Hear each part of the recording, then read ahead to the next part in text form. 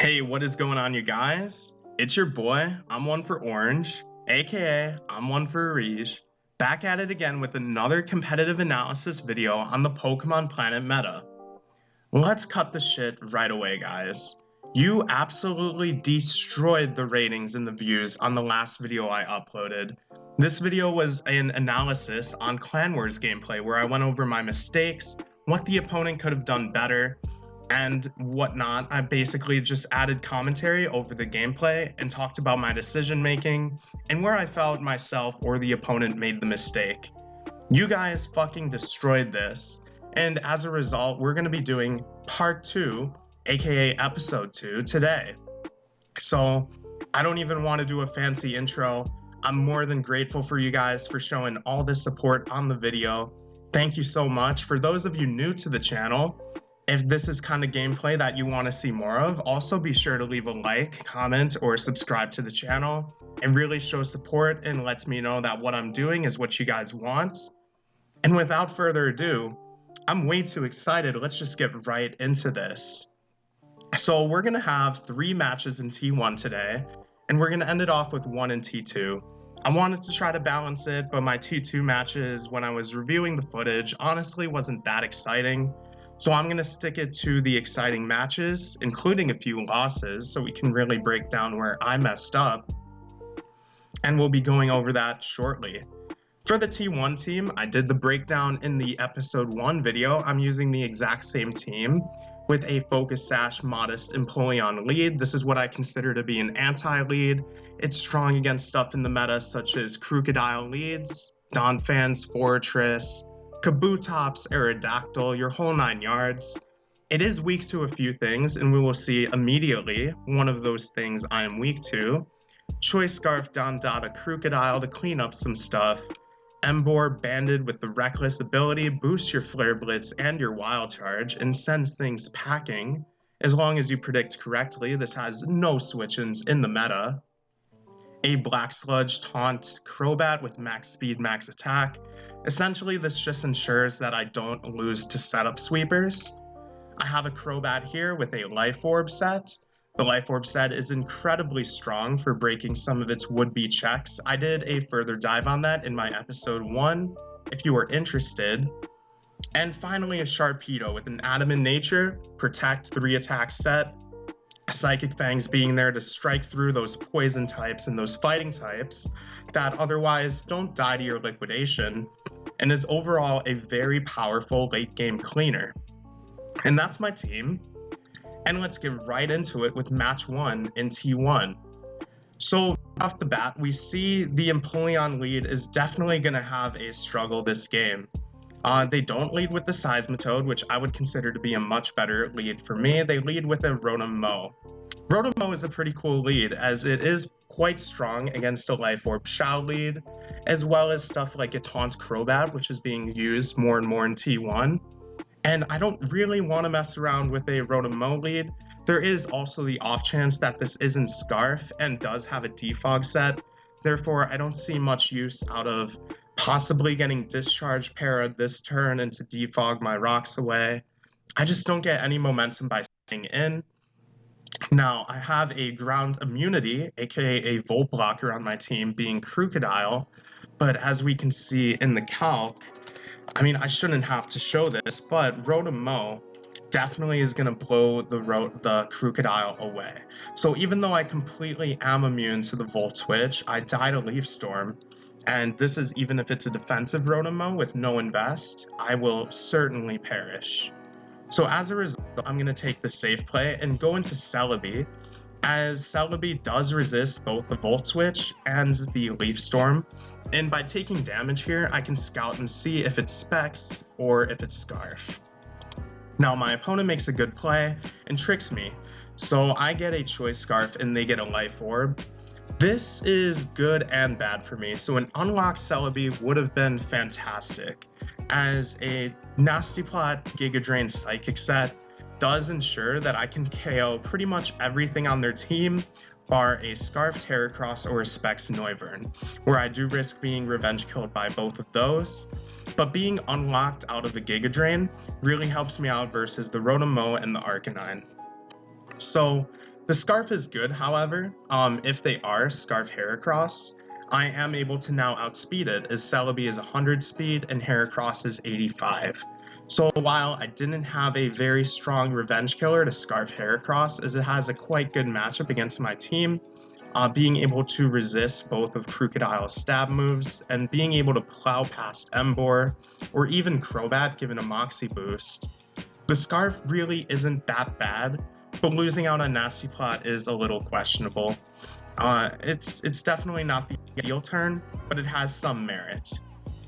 So here, I know that there's nothing the Rotom-Mow can do to me that is extremely strong, so I decide to, with my new Fancy Choice Scarf, fire off a Psychic.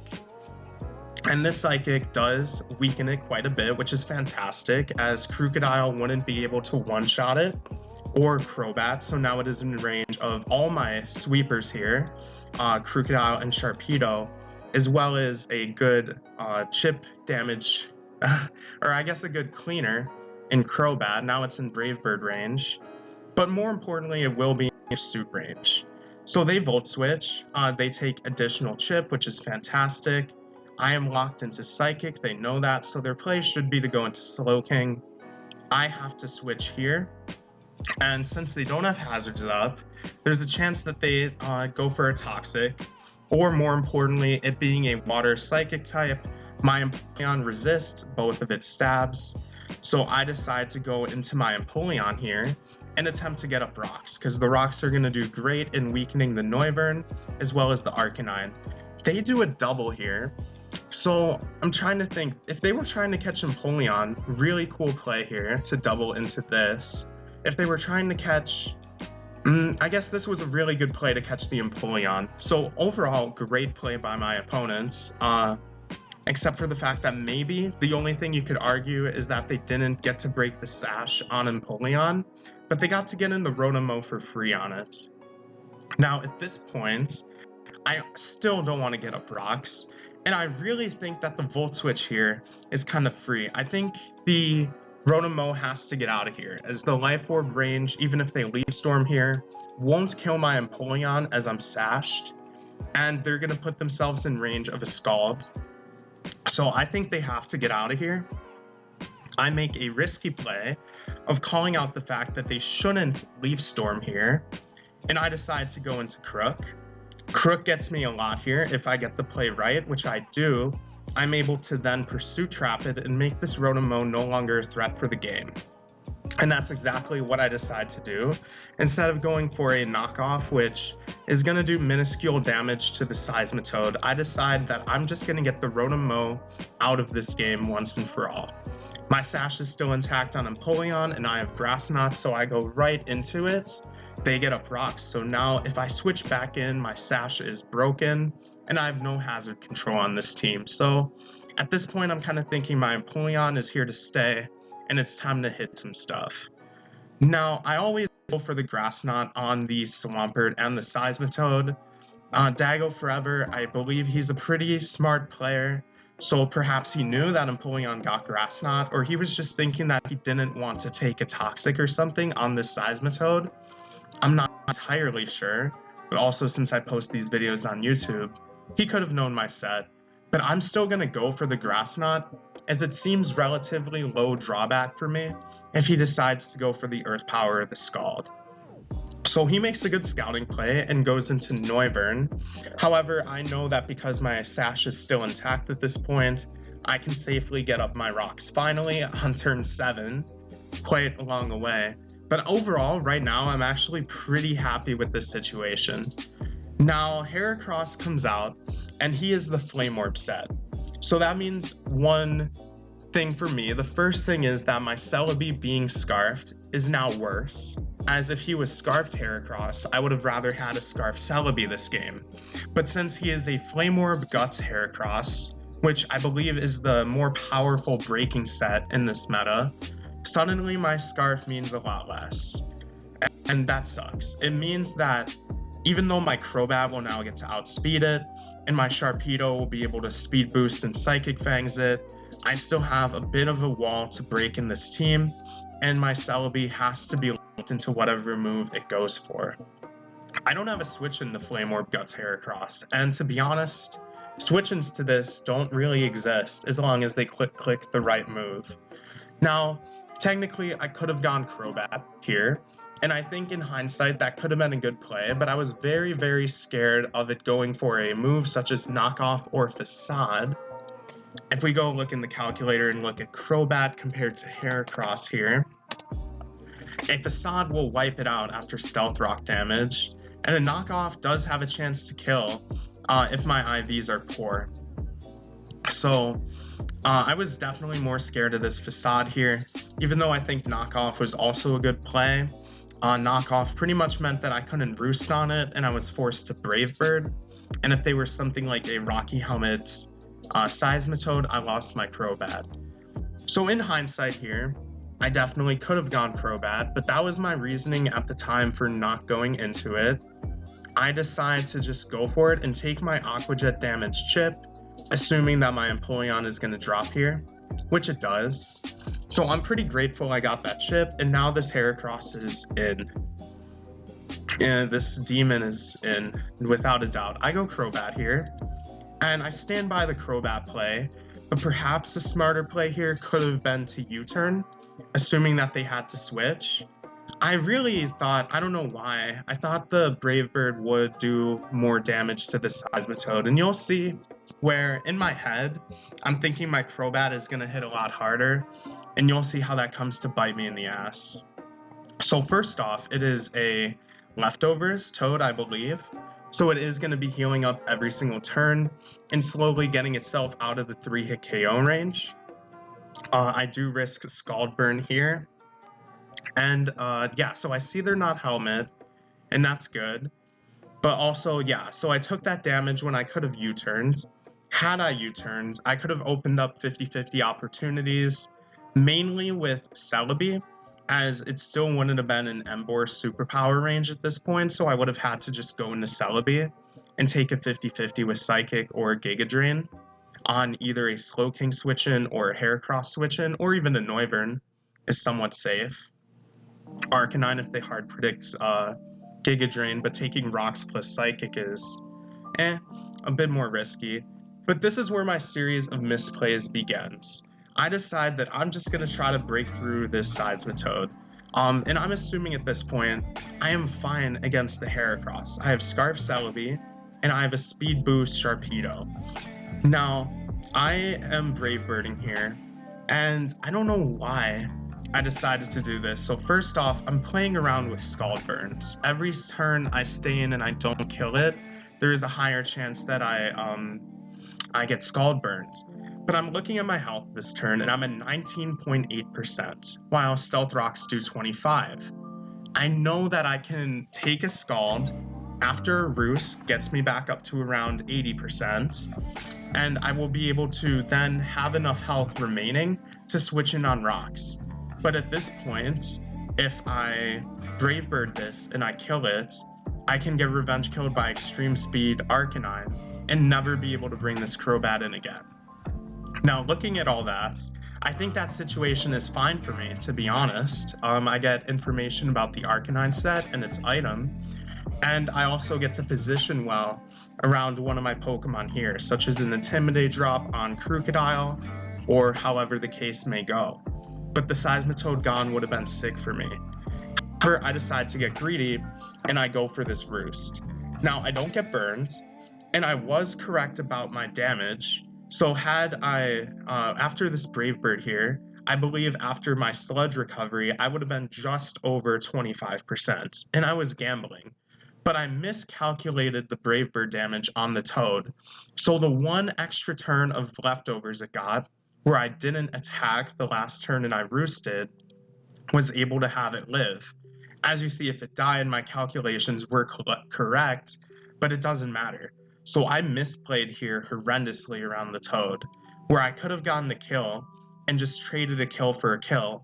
Now I am one sack behind, because I sacked my Crobat when I could have killed the Toad.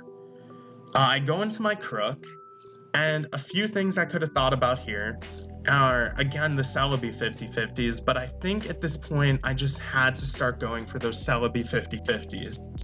So I'm going to go Crook here, And I believe I click knock, because if I click earthquake, the Noivern just comes in for free and kills something. But now because I clicked knock, unfortunately the Heracross gets to come in. And the Heracross is the threat.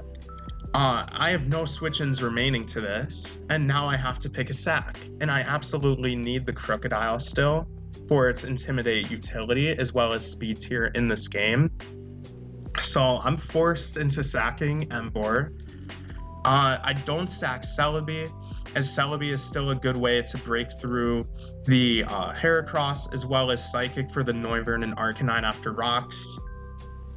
It also just gets to heal up on Slowking if you Giga Drain, so it's not that bad. I lose my Emboar to Facade. There were no switch-ins on my team for that. I go Sharpedo. I believe they have answers to Sharpedo here, but I need to protect first, as I am an Adamant Sharpedo. Therefore, I am slower than a Jolly Heracross. It would have been a good play for me to raw attack here with something like a Liquidation, which would have killed this. It was in range of Liquidation, despite it not being weak to it. But I protected. I was predicting they would stay in and try to hit me, and unfortunately they go and intimidate Arcanine, and they lower my attack. So at this point, I'm thinking, okay, even with an attack drop, I am a Life Orb Sharpedo, and I think I want to hit this. Even if I hit this and I don't kill it, it can't come back in on rocks. And I was thinking I had a good endgame with Celebi plus Crocodile at that point. Looking at the calcs, you'll realize my mistake.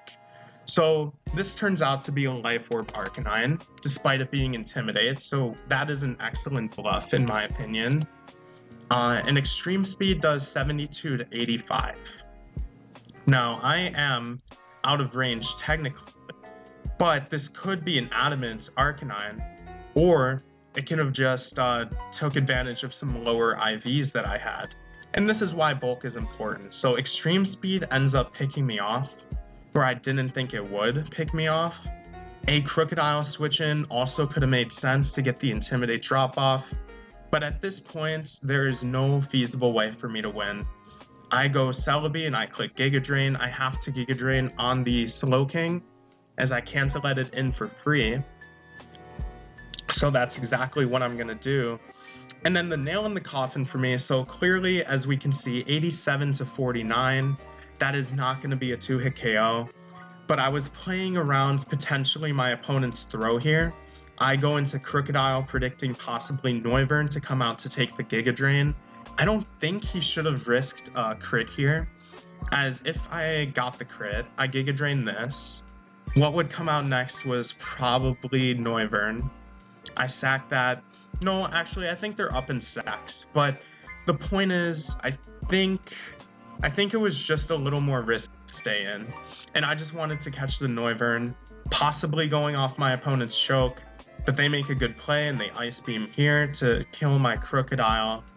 I go back into Celebi, but at this point, like I said, the game was a loss. I think my Crocodile play was having to play off the choke. If they were switching into their Noivern on the Giga Drain and efforts to just end the game quickly, as Boom Burst would surely clean something up, whether it be a Celebi locked in the Giga Drain and a Crocodile can't switch in, and then there's no possible move I can lock myself into to win.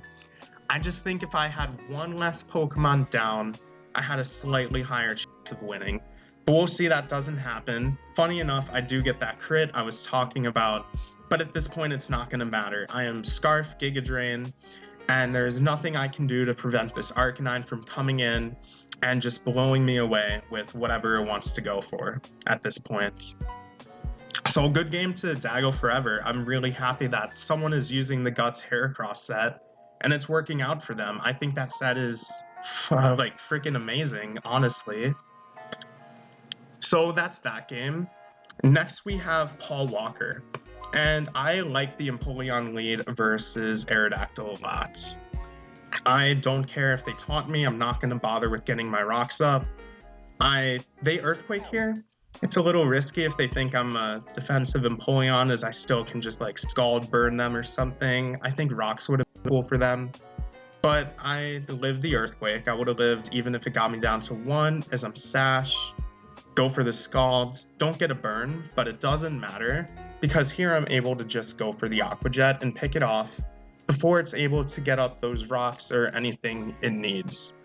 Empoleon did its job here, prevented the Aerodactyl from getting up rocks, and now I get a Torrent Aqua Jet on whatever comes in. And it happens to be the Noivern. Again, don't really have switch-ins to Noivern on this team, especially if it clicks the right move. I Aqua Jet and Scout for this set. I see Life Orb, which is good news to me. So at that point, I'm thinking, okay, it's definitely out of range of Crobat. I cannot break and win with Sharpedo yet, with the Mandibuzz at full and not taking rocks damage. So I go Crocodile, I believe is what I do here. But yeah, looking at the Mandibuzz in the back, this Crocodile here actually has to Stone Edge. I don't think you get anything from knocking here, as there is a chance, if you saw the last video, that this Noivern lives here. If we just quickly take a look at that calc, we can see that it's certainly out of range of knockoff. Let's make this Life Orb. Yep. But it is in range of Stone Edge, being 78 at a minimum, and it's at 80. So I go for the Edge. And again, the other reason to go for the Edge, there's no heavy-duty boots in this game. You just want to hit this Mandibuzz for as much damage as possible. Knock off, even if you knock off a helmet or leftovers, it's not going to mean as much in my opinion. So I hit the Edge. We don't see an item on Mandibuzz, and I go hard into Emboar. Emboar is a fantastic breaker.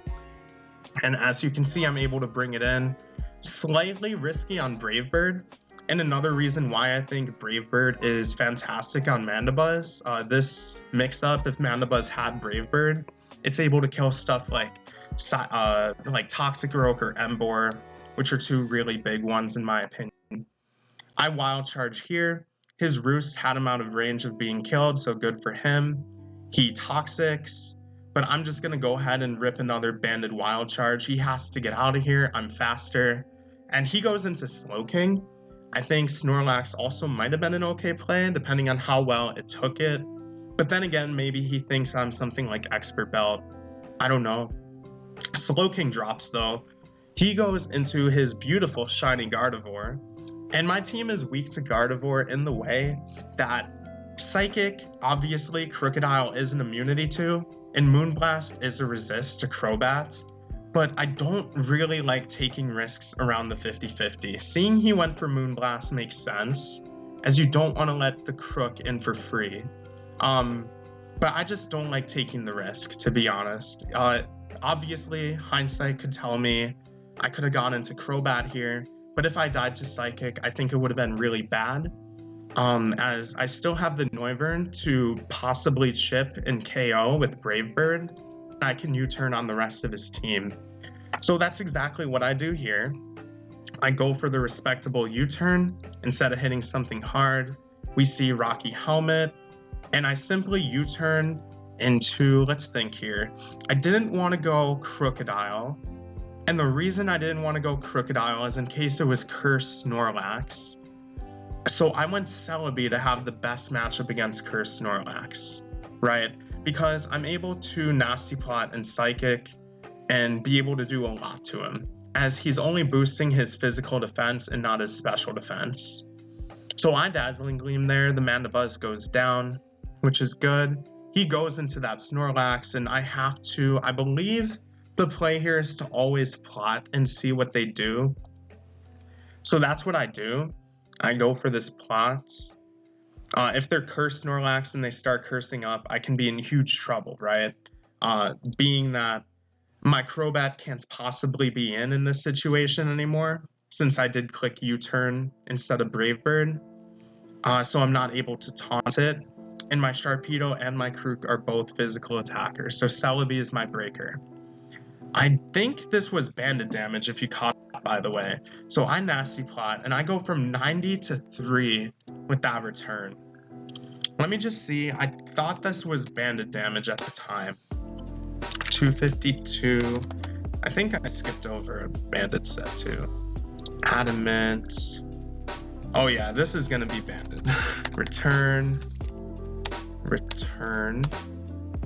choice band.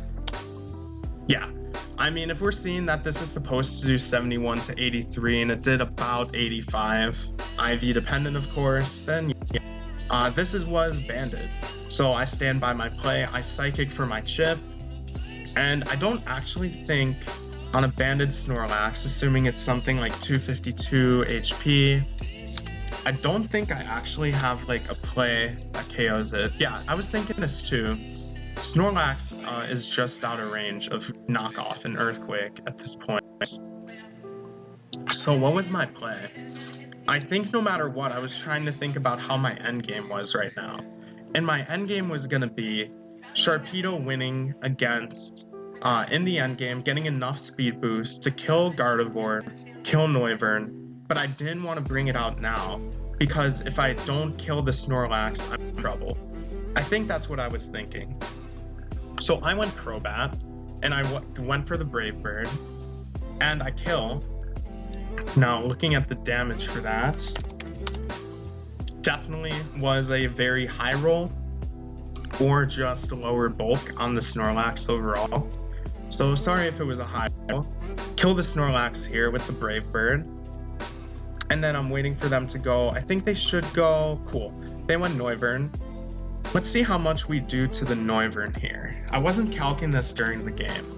Yeah, it's out of range of Brave Bird. And we're going to see that's what happens. At 80%, it's just out of range, and I die. So now there's no reason for my opponent not to click Moonblast on my team. Before Crobat was still a resist. Again, I don't feel like I have a switch in. But we'll see how, let's look at how quick I click here. A bit of a tongue twister. So my Crobat dies, and without thinking, I instantly go into Sharpedo. And this is going to be the end of me.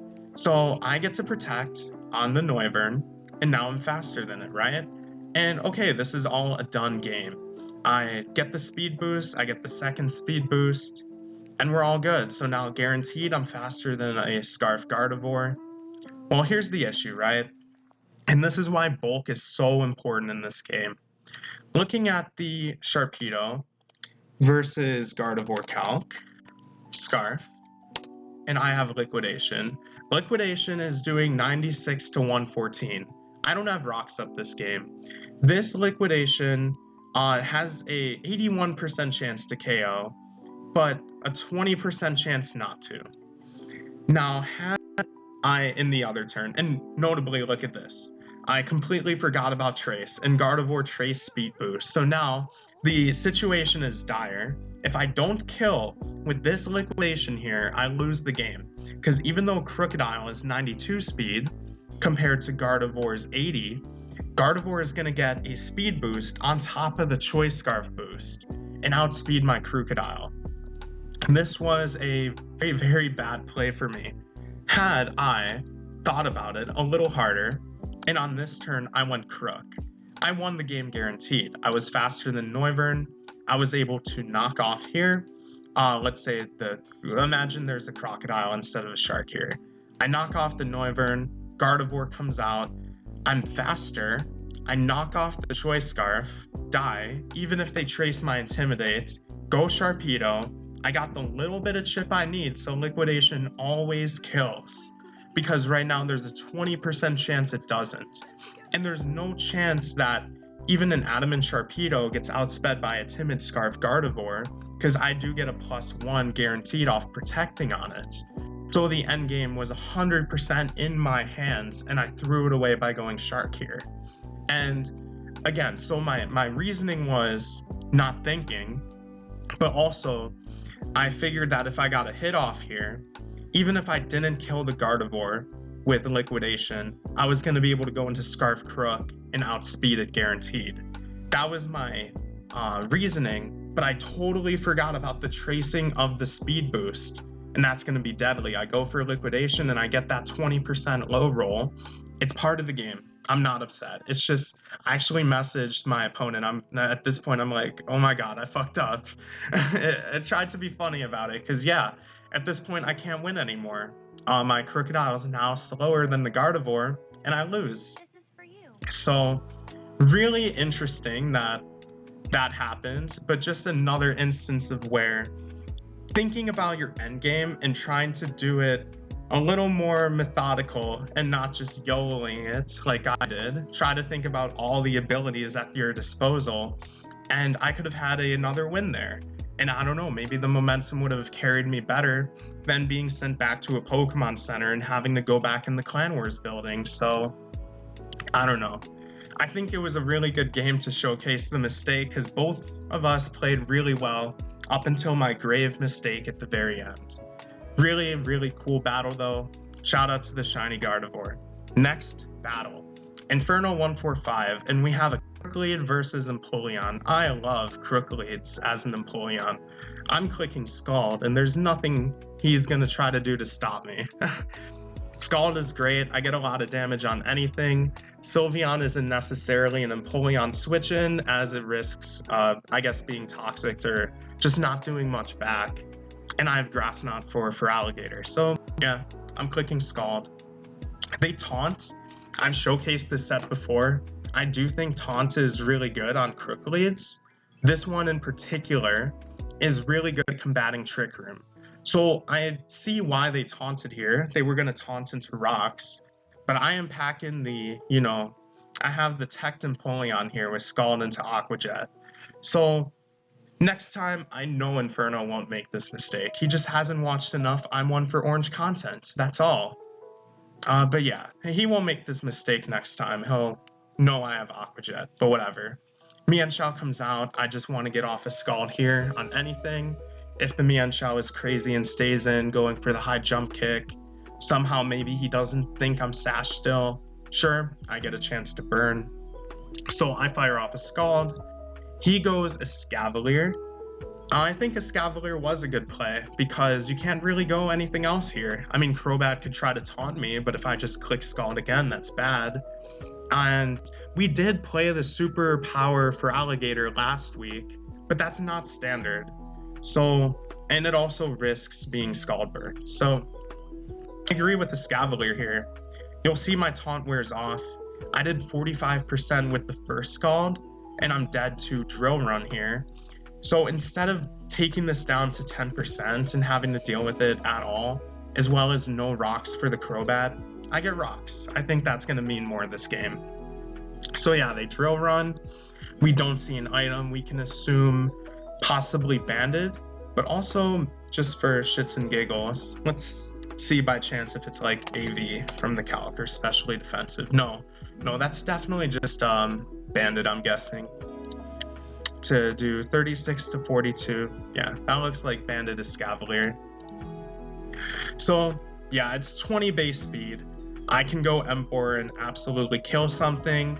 I have no reason not to click Flare Blitz, as Flare Blitz is going to do a ton to Feraligatr. Let's look at Banded Flare Blitz versus Feraligatr. 59 to 70. With the rocks, that's going to leave a Feraligatr at about 15% health. So I'm clicking Flare Blitz. I don't know. There's no point trying to OKO a Gator here. I just want to get my damage. And also, Superpower is too risky for the Crobat and the Sylveon there. I go for Blitz. This Crobat's dead. Not much to say about that. So cool. Next one to come out should be Gator. It gets a totally free Dragon Dance here, or Swords Dance, whatever it decides to have. So yup, they go Gator.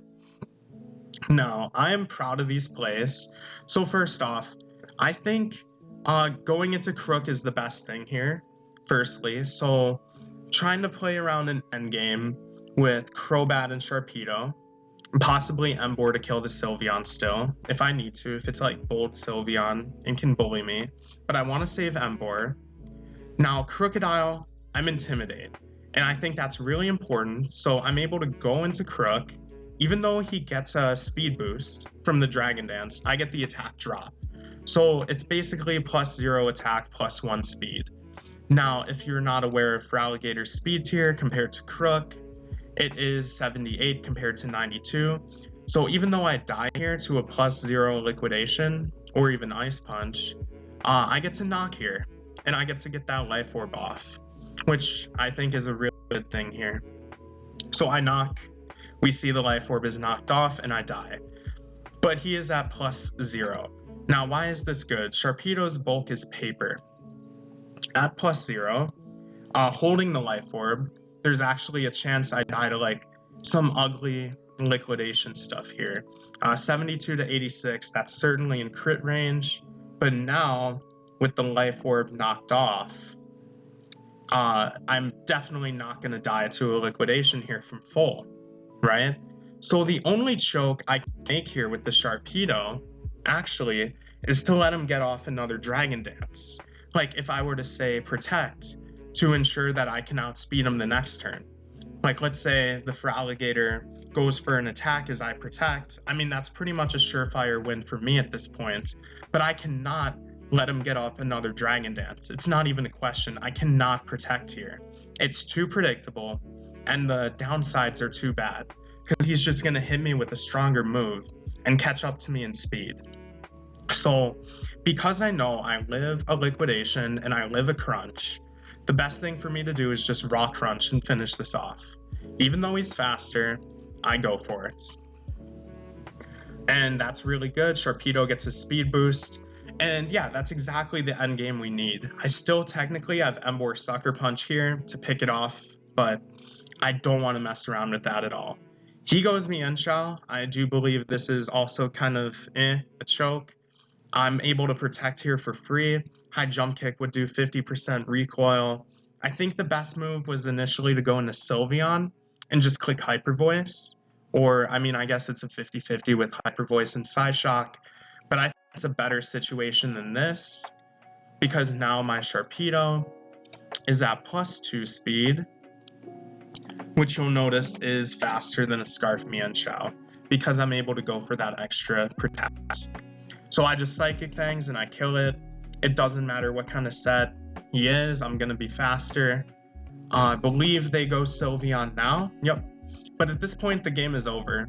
Even if this liquidation doesn't kill, which it doesn't, Emboar is still alive, faster than Sylveon, faster than a Escavalier, and I just win with Flare Blitz. So yeah, a few mistakes there, nothing too crazy. I really don't think this opponent will make the same mistake around the Empoleon next time, and Rocks would have helped him a lot. But I think it was really interesting to see some of the decision making there and how it drastically changed the outcome of this exciting game to me. So GG's. Now finally, we have the last battle of this video, and this will be the 1 Tier 2 video. I was hoping for a little bit more, but again, just the opponent quality, it wasn't the best. We're running the same T2 team as last video with a SERP Screens team. This is going to be an Azelf lead with Taunt, Stealth Rock, Fire Blast for Ferrothorn, as well as Tangrowth and Explosion to prevent Defog. A 252 HP Superior with Reflect and Light Screen, as well as Taunt to stop other Superiors from setting up on you, or stuff like Ferrothorn from just getting up rocks on you. The Superior does not have HP Fire, so yeah, its coverage is pretty awful, to be honest. We have a Tail Glow, 3 attacks Manaphy here with leftovers. My risky Life Orb Volcarona, but we'll see a little bit of payoff in this game. No Roost, Hidden Power Ground over Bug Buzz. Garchomp here with Life Orb, 252 speed, 252 attack. We have more Fire Blast coverage here, because once Azelf goes boom, and Volcarona dies to rocks inevitably, we need some way to deal with Ferrothorn still, so Fire Blast is the move for that. Then finally, we have Bisharp here. Adamant, Black Glass is set with 3 attacks plus Swords Dance. This makes the team just be really fast, and I absolutely love SERP Screens. I think it's very fun, especially when paired with something like an Excadrill or an Azelf here. So yeah, if you saw the last video, you already knew the team, but today we're going to be fighting Rain. So let's get right into that. We have a lead here. And I really think like Rain is good and bad for you, because a few things for certain. Number one, you're able to get up your rocks 100% of the time. Even if the Pelipper just is a crackhead and stays in and defogs, you can just taunt the next turn. And Rain isn't doing damage to you, it's just weather that powers up water moves and also makes Swift Swim users really good. So anyway, I feel comfortable here. Just going for the rocks, not bothering taunting. This Pelipper shouldn't be a crackhead, after all. And the situation is kind of bad, though, because I rocks. The Pelipper should U-turn here, and then they go into the Kingdra and kill one. I mean, where is my water resist? Superior, right? No. I need the Superior to set up screens, so I can't go into it. So I rocks here, and we're gonna see what they do. I was playing a few rain games this day where the Pelipper actually hard switched out, and don't do that. If you're up against an Azelf, don't play that scared. You have to break this sash. You really have to break that sash. Just U-turn.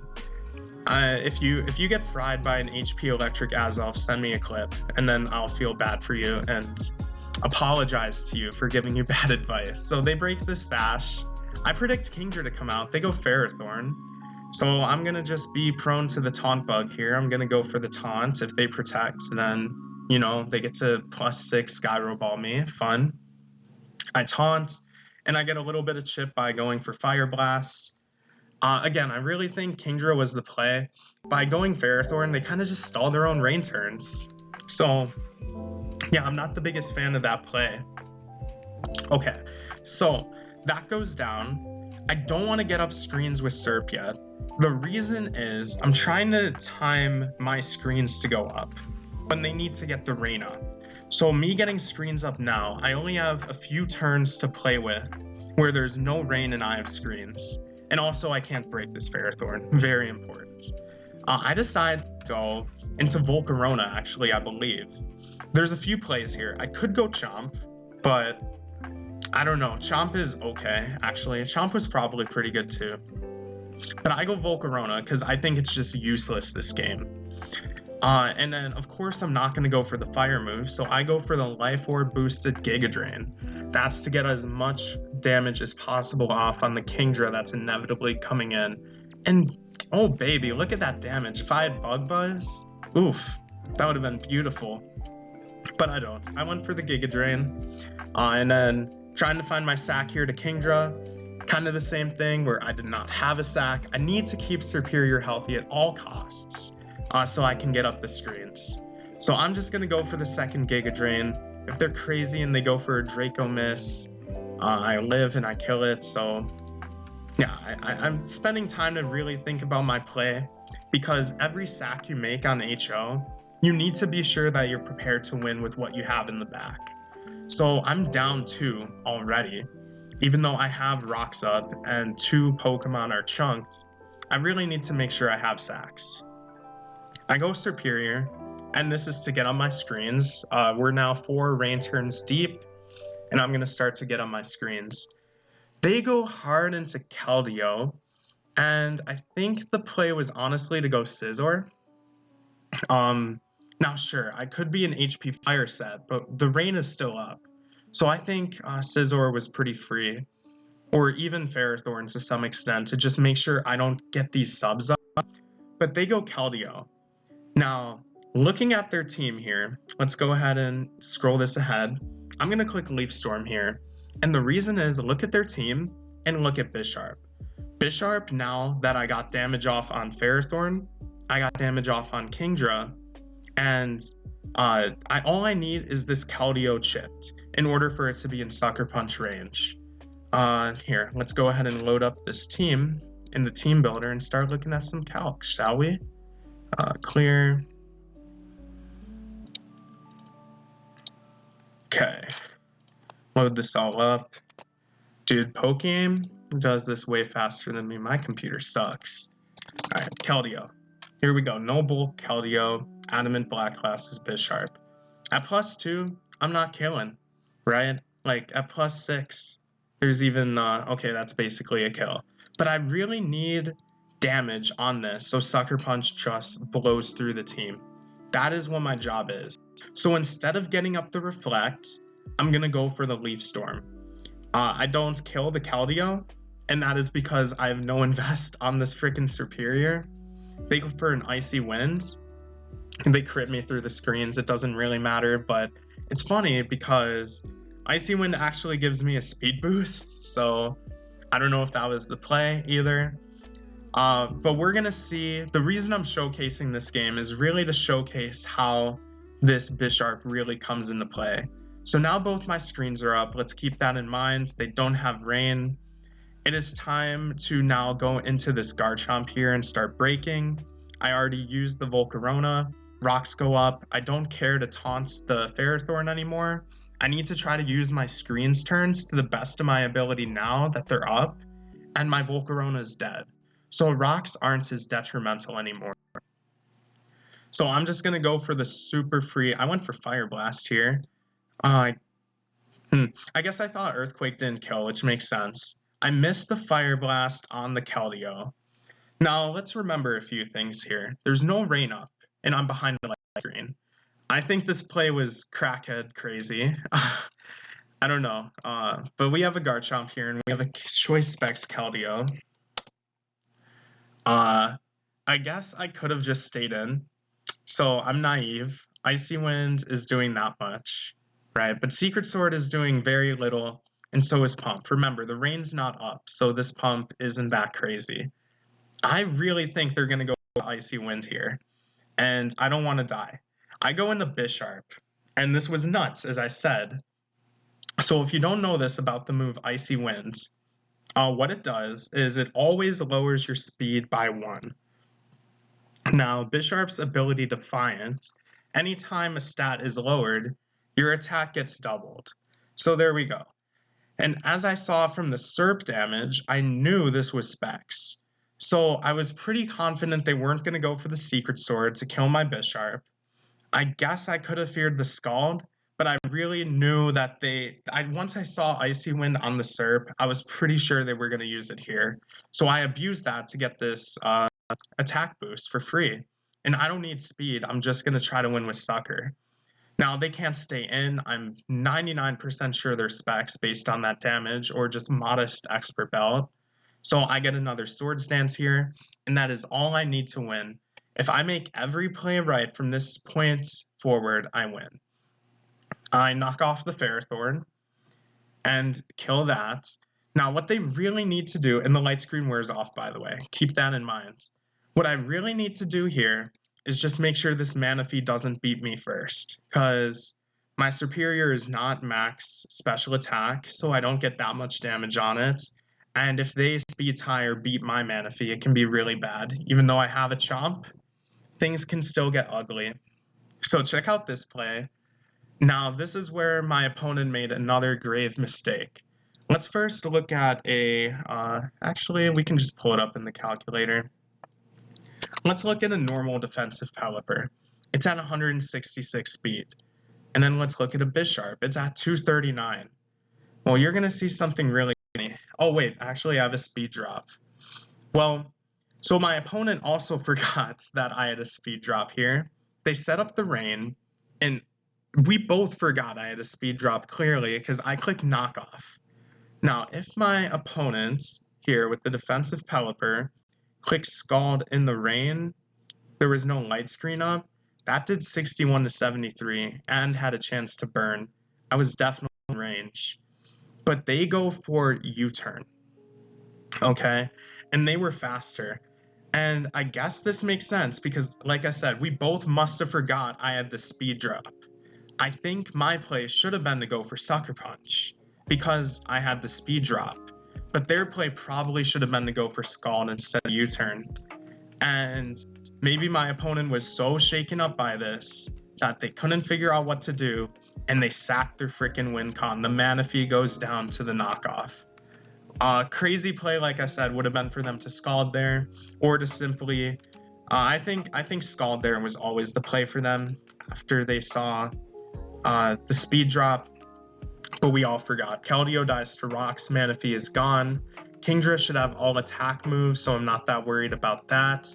They go into it, and I proceed to just Sucker Punch and KO it with no problems. Bisharp destroying this Rain team. Now the Reflect is gone, and they go Scizor. Now I have a speed drop. I kind of forgot about that too. So I'm gonna die to this bandit superpower here. And that is dumb. I could have Sucker Punch and just 6-0'd right there with Bisharp, but yeah, it didn't matter at this point. I'm able to go into my Garchomp here, and I'm going to fire off a Fire Blast. That is going to kill this if possible. I could have Earthquaked, but I don't know. Fire Blast is fun. I thought it would kill, even in the rain. I burned the Scizor, which is funny. Doesn't end up mattering at all, I think. Would have been down to like 40 HP, but it really still comes down to the Pelipper versus 3 of my Pokemon, which should beat it. And I hit the edge, and that ends the game. So be aware if you're a Keldeo user, if there's a Bisharp in the back, Icy Wind gets a lot more scary. And I guess I showcased this game not because I believe me or my opponent made good plays. Clearly there were some misplays as I showed, but the big brain play, I guess, is to be aware of Defiant and always play around that to your win con. Defiant is just an absolutely crazy move. And as you can see, I got way more mileage than I should out of it. Once this came in, I brought him down to his last 2 Pokemon like it was nothing. So Bisharp absolutely destroyed this team. Really cool game. I wish I played better around my own speed drop by sucker punching stuff to show how you should be doing that, but I didn't, and my opponent clearly forgot to. So just take extra time. Clan Wars can be hectic, but take extra time to read into your situation. That's why these videos are good, to go back and look at how you could have done things better. And I encourage you to record your own games too. I think it really helps. If you record your own games and you go back and watch them later, it can be huge for improving your game. So a little bit of a tip for everyone out there. Well, let's wrap this up, guys. Get up the Sharpedo screen again. I really hope you guys enjoyed this upload. You guys destroyed it on the last video. I had to come and provide something today. I hope these matches were a better showcase than the Crit Clown Fiesta last time. If this is something you enjoyed and you made it to the end of the video, why haven't you clicked that like button? Leave a comment, tell me what you liked, what were your favorite moments? What do you want to see next time? What are some of your favorite Pokemon? Let me know in the comments, and drop a subscribe so you can be notified when I upload next. I hope you guys have a great hump day and the rest of the week here as we're uploading on this fine Wednesday. And as always, all pace will be in the description, and I will catch you in the next upload. Peace.